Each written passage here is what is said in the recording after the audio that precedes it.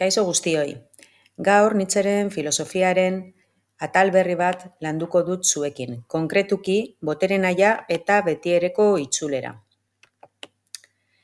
Nietzscheren kontzeptu honek botere nahiak interpretazio ugari hartu ditu. Eztabaidagarriena nazionalsozialismoak bereganatu eta esplotatu zuena delarik. Nazionalsozialistentzat, botere nahia boterearekiko desioa zen, boterea dominazio moduan ulertuta. Gaur egun ere horren adibideak baditugu. Hemen jarri dizuen argazkian ikusten duzue Trumpek Gaza Berrirako daukan plana, bere urrezko estatu erraldoi bat jartzea, hotel pilo bat sortzea, hemen Trump eta Netanyahu Gaza Berriko 5 izarretako hotel batetan disfrutatzen ikusten ditugu. Eta azkenik, Elon Musken irudi bat daukagu, zerutik dirua erortzen den bitartean. Esaidazue hori ez bada nazien antzeko botere nahi baten adierazpena. Bueno, nazionalsozialistek bestalde batzuek beste esan nahi bat ere ematen zioten botere nahiari eta interpretazio biologiko bat egiten zuten darwinismo soziala planteatuz.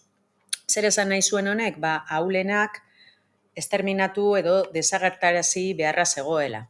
Eta, jakingo duzuenez, 19. mendearen bukaeran eta 20. hasieran eugenesia planak eraman zituzten aurrera, ez bakarrik Alemanian, Ingalaterran ere bai, eta beranduago Suedian eta Estatu Batuetan.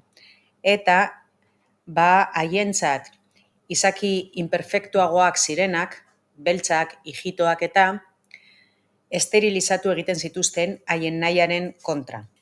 Nietzscheren interpretazio hauen kontra Martin Heidegger alemaniar filosofoa agertu zen eta 1930ean Nietzscheri buruz eman zituen ikastaroetan Nietzschek nazionalsozialismoarekin honelako loturarik ez zuela defendatu zuen. Zein da baina Nietzschek botere nahiari ematen dion esan nahia? Alemanez botere nahia Wille zur Macht esaten da. Eta Nietzschek hitz hauen bidez ez zion botere fisiko edo politiko bati erreferentzia egiten. Botere nahia bere aburuz indar primordial, irrazional, inkontziente eta zederik gabea da. Izatean irautea eta are gehiago izatea bilatzen duena.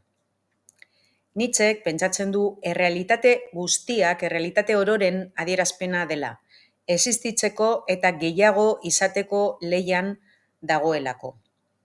Beste era batera esan da, botere nahia bizimaila handiagoa eta hobea lortzeko nahimena da, norbere ahalmenak garatuz. Hau da, norbere burua etengabeko gainditzeko zena da, jarrera dionisiakoetara itzultzea. Laburbilduz, Nietzscherentzat botere nahia giza evoluzioaren eragile nagusia da. Zein da, baina, botere nahiaren jatorria? Nondik ateratzen du Nietzsche kontzeptu hau? Botere nahia ulertzeko lehenik eta behin Schopenhauerren bizitzeko borondatearekin alderatu behar dugu. Eta kontutan hartu behar ditugu Nietzschek Schopenhauerri egindako kritikak. Schopenhauerrek bizitzeko borondatea planteatzen zuen non gauza bizidunak euren bizitza propioen sostenguagatik motibatuak zeuden heriotza ekiditu eta ugaltzera. Hau da, Schopenhauerren bizitzeko borondatea bizirauteko indar bat bezala uler dezakegu. Izate bizidun guztiek daukatena. Nietzschek aldiz, botere nahi bat planteatzen zuen, non gauza bizidunak bizirik irauteko behar hutsagatik ez ezik, boterea hazteko eta bere indarra edatzeko eta behar bada prozesuan beste borondate batzuk menderatzeko eta erabiltzeko premia handia zuten. Hau da, Nietzschek bere botere nahiaren bidez ez du biziraupen soila adierazi nahi. Horregatik, Nietzschek Schopenhauerren bizitzeko borondatea bigarren mailako bizitzaren baieztapena dela esaten du. Ez baitu gizakiok eta izaki guztiok hazteko eta gure boterea handitzeko sentitzen dugun zena adierazten. Eta bukatzeko, Heideggerrek eta Deleuzek botere nahiari buruz egiten duten interpretazioari buruz hitz egin behar dugu.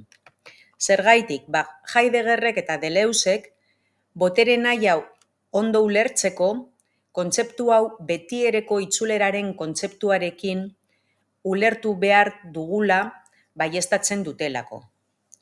Zergaitik, haien aburuz, bere bizitza botere nahiaren arabera gidatzen duen gizakia, Übermensch edo gaingizakia dena, beti bere burua gainditzen, bere alderdi guztietan hobetzen saiatzen den gizakia da.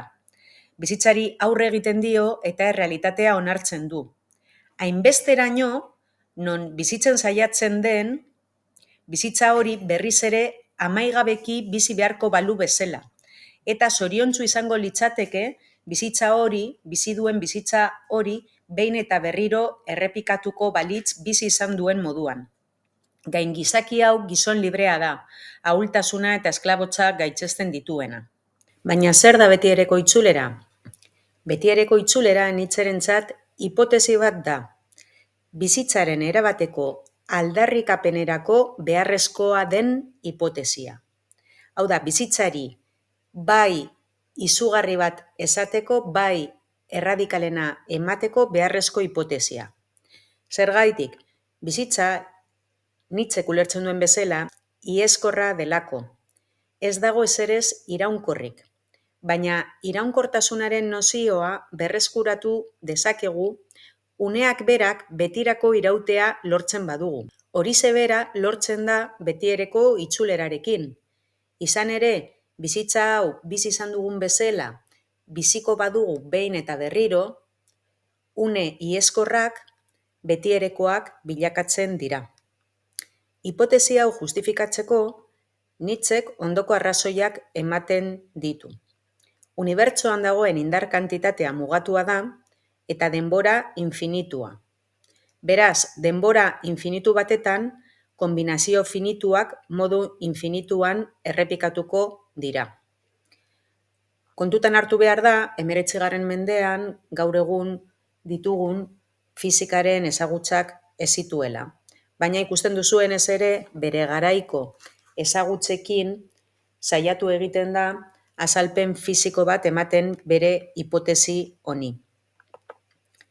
Eta hauxe izan da botere nahia eta betiereko itzulera. Espero dut puntu hau ulertu izana eta besterik gabe agurtzen zaituztet. Ondo izan.